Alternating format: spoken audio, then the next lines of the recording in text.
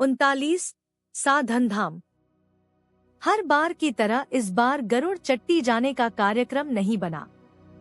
एक दो बार महाराज श्री को याद भी दिलवाया, बोले देखेंगे क्या जल्दी है। ऐसा लगता था जैसे उधर से भी महाराज श्री ने अपने मन को समेट लिया था, किंतु प्रातः भ्रमण तथा गंगा स्नान का कार्यक्रम सदैववत चल रहा था। एक दिन प्रातः भ्रमण में उन्होंने कहा था, हमारी श्री योगानंद जी महाराज से शक्तिपात की दीक्षा यही गंगा किनारे संपन्न हुई। स्वामी शंकर पुरुषोत्तम तीर्थ महाराज ने सन्यास की कृपा भी यही की। अब यही एक इच्छा बाकी है कि अंतिम सांस भी यही निकले तथा शरीर को भी गंगा जी में ही प्रवाहित किया जाए। इसी दृष्टि से यहाँ योग श्री पीठ का निर्माण किया गया है, अन्यथा योग श्री पीठ या नारायण कुटी से हमें कोई भी मोह नहीं। फिर कुछ रुक कर बोले, किंतु क्या पता भगवान को क्या स्वीकार है। वह कहाँ तथा कब किस स्थिति में काल को सक्रिय कर देता है। योग श्री पीठ एक और रखा ही रह जाए तथा किसी अन्य स्थान पर जीवन लौ बुझ जाए। तुम एक काम करना कि ऐसा समय जहाँ भी आए हमारे शरीर को गंगा जी में प्रवाहित करने के लिए यहीं ले आना। यदि अंतिम सांस गंगा किनारे नहीं लिया जा सके तो कम से कम शरीर तो प्रवाहित हो जाए। हम शरीर को गंगा जी में प्रवाहित करना चाहते हैं। इसे जमीन में गाड़कर समाधि नहीं बना देना। कालांतर में समाधियों का बहुत दुरुपयोग होता है। संभवतः इसीलिए हमारी परंपरा में किसी गुरु की समाधि नहीं बनाई गई। तुम भी हमारी समाधि बनाने की भूल मत करना, यह हमारा स्पष्ट आदेश है। जिस बात को मैं नहीं सुनना चाहता था वह मुझे सुननी पड़ रही थी। महाराज श्री आज कैसी अनावश्यक बातें कर रहे थे। यह सब सुनकर किसका मन भयभीत न हो उठेगा। सारे संसार की यही गति है। न कोई अपने स्वयं की मृत्यु की बात सुनना सोचना चाहता है, नहीं अपने किसी प्रियजन की, किंतु महाराज श्री की स्थिति जगत से एकदम भिन्न थी। उन्हें मृत्यु से कोई भय नहीं था। कितने सहज ढंग से सारी बातें कर रहे थे, जैसे मृत्यु न हो, मनोरंजन की वस्तु हो। फिर भी महाराज श्री की बात का उत्तर तो देना ही था। मैंने कहा, सर्वप्रथम तो भगवान करे कि आपकी आयु इतनी लंबी हो कि जब तक वह समय आए तब तक हम लोग संसार से जा चुके हों। फिर भी इस बात को आप निश्चित समझिए कि यदि कभी ऐसा अवसर यहाँ से अन्य किसी स्थान पर ही उपस्थित हो जाता है तथा उस समय मैं आपके पास हूँ या शीघ्र ही वहाँ पहुँच सकता हूँ, तो आपके शरीर को गंगा प्रवाह के लिए यहाँ लाऊंगा। इतनी बात मैं कह तो गया, किंतु यह कहते हुए अंदर से मेरा हृदय कांप गया। पर मैं समझता हूँ कि महाराज श्री को इससे अवश्य ही कुछ संतोष हो गया। जब लौटकर योग श्री पीठ आए तो सभी आश्रमवासी तथा आगंतुक इकट्ठे हो गए। महाराज श्री के समक्ष एक सज्जन ने एक प्रश्न उपस्थित कर दिया। जिज्ञासा, आपने एक बार कहा था कि साधन रूपी नदी को पार करना साधन है। हृदय मंथन भाग 2 पृष्ठ 153। तो साधन रूपी नदी क्या है? महाराज श्री, साधन केवल साधन है, साध्य नहीं। साध्य की प्राप्ति के पश्चात साधन छूट जाता है। जब तक साधन नहीं छूटा तब तक साध्य प्राप्त नहीं हुआ। नदी के जल का आश्रय लेकर ही कोई तैरता है, परले किनारे पहुंचकर जल का त्याग हो जाता है। यदि किसी को नदी के जल से आसक्ति हो जाए तो वह जीवन भर तैरता ही रहेगा, कभी भी परले किनारे पर नहीं पहुंच पाएगा। यही हाल साधन का भी है। संसार के प्रति आसक्ति से भी अधिक सूक्ष्म तथा कहीं अधिक सशक्त आसक्ति साधन के प्रति हो जाती है। साधन के प्रति आसक्ति साध्य को सामने से हटा देती है, तब वह साधन नहीं बाधक हो जाता है। साधन रूपी इस नदी को पार करना भवसागर को पार करने के समान ही दुष्कर है। साधन रूपी नदी में आसक्ति हो जाने पर न साधन नदिया से छुटकारा हो पाता है, न भवंदिया ही पार हो पाती है। जिज्ञासा, जब तक कोई साधन का साध्य की तरह ही आदर नहीं करेगा, उसकी देखभाल नहीं करेगा, तब तक साध्य प्राप्त भी कैसे होगा। महाराजश्री आदर करना तथा देखभाल करना एक बात है तथा साधन के प्रति आसक्त हो जाना दूसरी बात। यह आवश्यक नहीं कि जिसके प्रति हम आसक्त हैं, उसका हम आदर भी करते हों। सच्चा साधक साधन का आदर करता है किंतु आसक्त नहीं हो जाता। यह समर्पण भाव पुष्ट हुए बिना संभव नहीं। जिज्ञासु यदि साधक समर्पण भाव के प्रति आसक्त हो जाए तो महाराजश्री तो वह समर्पण नहीं रह जाएगा। एक अन्य जिज्ञासु आप आसक्ति छोड़ने की बात कर रहे हैं। संसार में आपको पूर्णतः निस्वार्थ कोई व्यक्ति देखने में आया है क्या? महाराजश्री पूर्णतः निस्वार्थ व्यक्ति जगत में यत्र तत्र सर्वत्र बिखरे हुए नहीं मिलते, किंतु ऐसा मान लेना कि संसार में निस्वार्थ व्यक्ति कोई है ही नहीं, ठीक नहीं। मेरे देखने में इनेगिने लोग ही ऐसे आए जिन्हें मैं पूर्णतः निस्वार्थ समझता हूँ, जैसे रमण महर्षि। उनके अंदर आसक्ति का कोई भी स्वरूप मेरे देखने में नहीं आया। वैसे दो एक लोग और भी ऐसे देखने में आए। जिज्ञासा यह तो सिद्ध पुरुष की बात हुई, कोई ऐसा साधक? महाराजश्री साधक पूर्णतः निस्वार्थ कैसे होगा? वह तो कोई सिद्ध पुरुष ही हो सकता है। जब तक स्वार्थ का कुछ भी अंश शेष है तभी तक कोई व्यक्ति साधक कोटि में गिना जाता है। पूर्ण निस्वार्थ का अर्थ है शुभ तथा अशुभ दोनों प्रकार के स्वार्थों की संपूर्ण निवृत्ति। ऐसा केवल परमात्मा है या जो संत भगवत स्वरूप हो गया हो। जिज्ञासा क्या हृदय में प्रेम उदय हो जाने पर सभी वासनाएं तथा इच्छाएं विलीन हो जाती हैं? महाराजश्री विलीन नहीं हो जाती, विलीन होना आरंभ हो जाती है। जैसे शक्ति जागृत होते ही निर्विकल्प अवस्था प्राप्त नहीं हो जाती, उधर की यात्रा आरंभ हो जाती है। क्या दाल चूल्हे पर रखते ही तत्काल पक जाती है? प्रेम का उदय होना तथा शक्ति का जागृत होना दाल को चूल्हे पर रखने के समान ही है। बालक पैदा होते ही युवा नहीं हो जाता, न ही बीज आरोपित होते ही वृक्ष का रूप धारण कर लेता है। यदि यह सब संभव नहीं, तो यह कैसे संभव हो सकता है कि प्रेम के हृदय में उदय होते ही तत्काल मन निर्मल हो जाए? पहले मन में प्रेम अंकुरित होगा, धीरे धीरे बढ़ेगा, प्रेमाग्नि का रूप ग्रहण करेगा, मनुष्य प्रारब्ध भोग की ओर समदृष्टि का विकास करेगा, संस्कार प्रेमाग्नि में जलने लगेंगे। इन सब में समय तो लगता ही है। फिर प्रेम एक बार उदय होकर विलीन भी हो सकता है। संभव है वासनाओं के थपेड़ों को सहन न कर पाए। इसीलिए धैर्य, उत्साह तथा समर्पण की आवश्यकता है। अध्यात्म कागज पर नक्शा बनाने के समान नहीं है। भवन निर्माण के लिए कितनी मेहनत करनी पड़ती है, कितने कारीगर मजदूर लगाने पड़ते हैं, कितना सामान जुटाना पड़ता है, तब कहीं भवन निर्माण हो पाता है। कई बार भवन बनते बनते गिर भी जाता है। प्रेम में भी साधक कई बार उठता गिरता है, कई बार भटक जाता है। कभी उत्साह तो कभी निरुत्साह अपना रंग दिखाते हैं। बड़ा फिसलन भरा मार्ग है। अभिमान रूपी सिर को काट डालना क्या इतना आसान है? ईश्वर जेब में रखे धन की तरह नहीं कि जब जी चाहा निकाल लिया तथा दर्शन कर लिए। ठीक है कि ईश्वर साथ ही है, किंतु उसे अनुभव करने के लिए तपना पड़ता है, जलकर भस्म हो जाना पड़ता है, तब कहीं अध्यात्म सिद्ध हो पाता है। यह सुनकर एक बार तो सभी श्रोताओं का जोश ठंडा हो गया। शारीरिक सिर तो झुक गए, किंतु अभिमान ने फिर भी सिर झुकाने से इनकार कर दिया। एक बार तो मन में यह भाव भी उठा कि यदि यह हमसे नहीं हो सकता तो फिर परिश्रम ही क्यों किया जाए। जो जगत प्रत्यक्ष अनुभवगम्य है, हमारे लिए वही अच्छा है।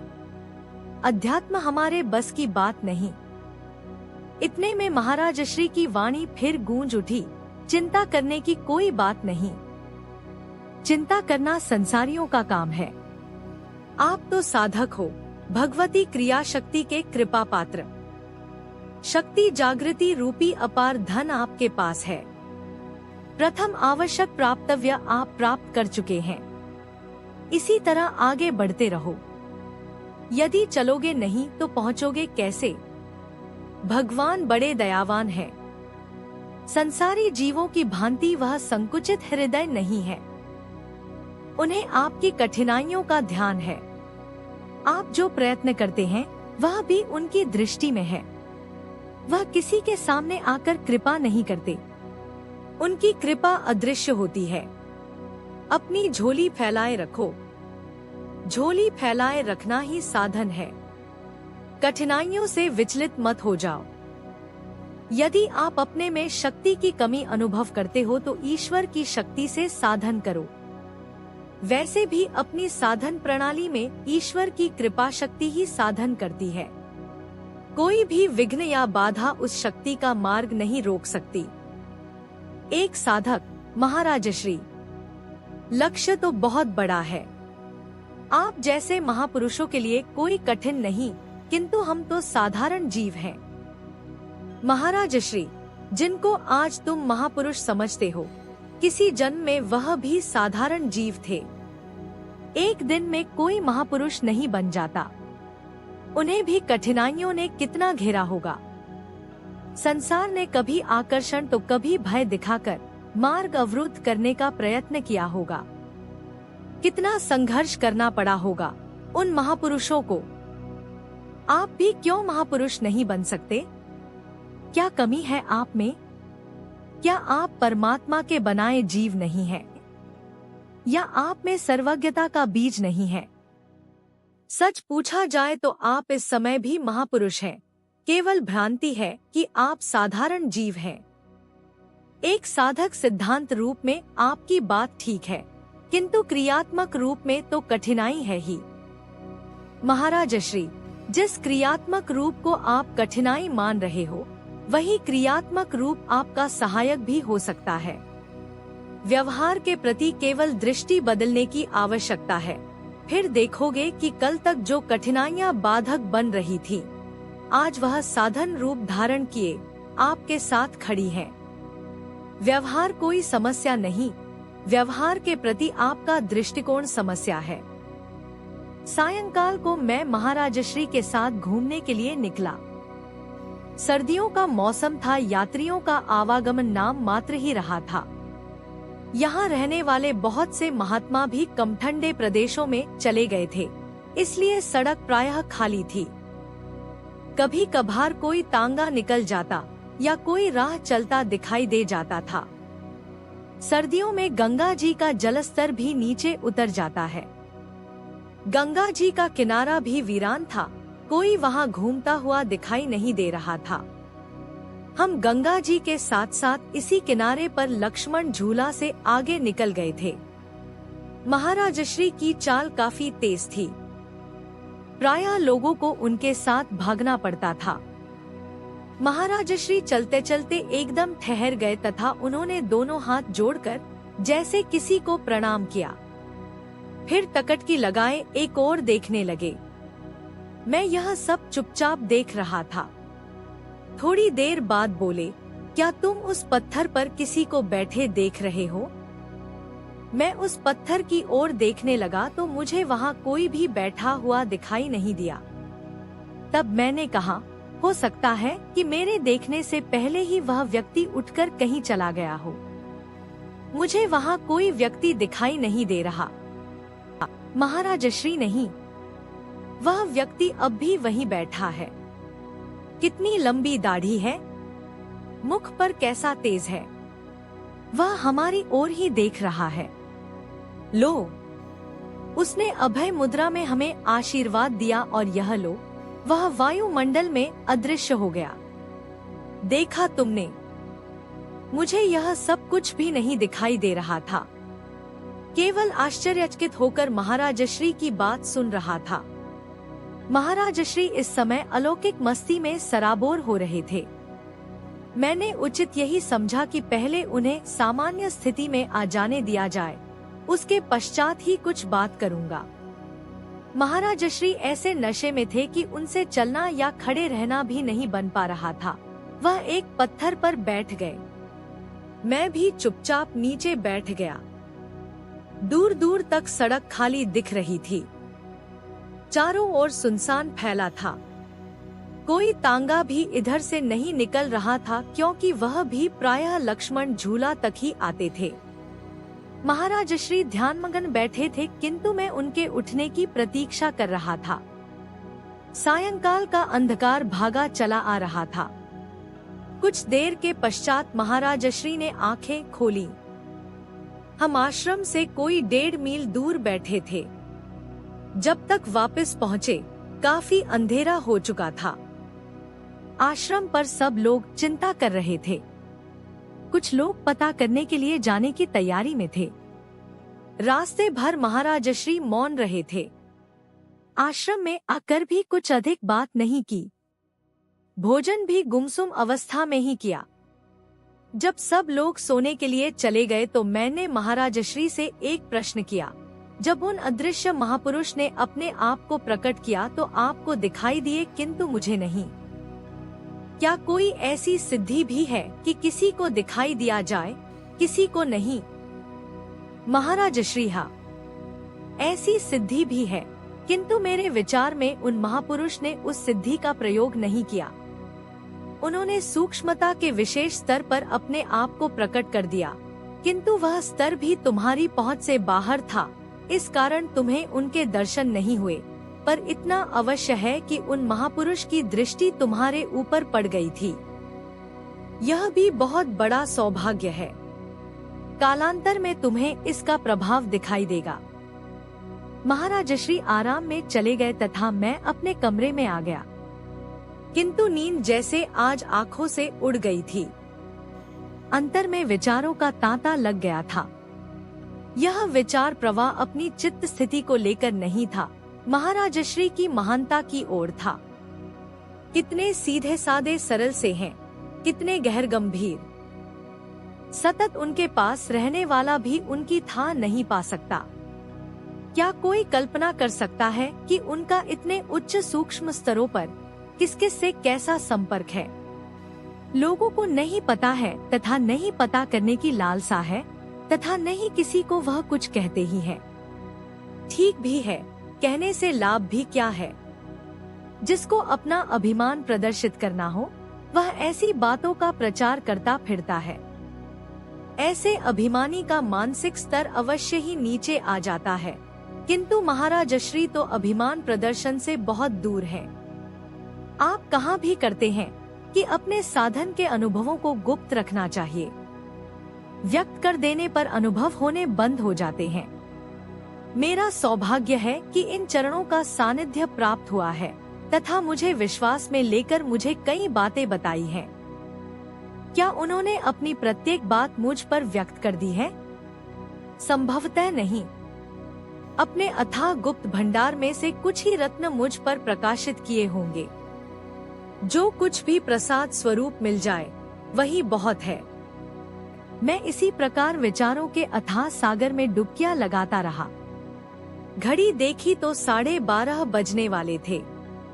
मेरा कमरा तो दूसरा था, किंतु महाराजश्री के निकट सामीप्य की दृष्टि से उनके कमरे से लगकर एक छोटा सा स्टोर था। रात को मैं उसी में सोया करता था। स्टोर तथा महाराजश्री के कमरे में एक दरवाजा था जो खुला रहता था। मैंने उठकर महाराजश्री को देखा तो समाधि अवस्था में बैठे हुए थे। मैंने जानबूझकर दरवाजा थोड़ा दीवार से बजा दिया, किंतु इससे उन पर कोई प्रभाव नहीं पड़ा। मैं महाराजश्री के कमरे में चला गया। यह पता लगा पाना कठिन था कि उस समय उनकी स्थिति क्या है। थोड़ा रुककर मैं वापस अपने बिस्तर पर आ गया, किंतु नींद का कोई निशान नहीं था। बीच बीच में उठकर महाराजश्री को देख लेता था। वह उसी प्रकार निश्चल बैठे हुए थे। 3 बजे के आसपास मुझे कुछ नींद आ गई। 5 बजे मैं हड़बड़ा कर उठ बैठा। जाकर देखा तो महाराजश्री वैसे ही बैठे हुए थे। कोई 6 बजे वह उठे।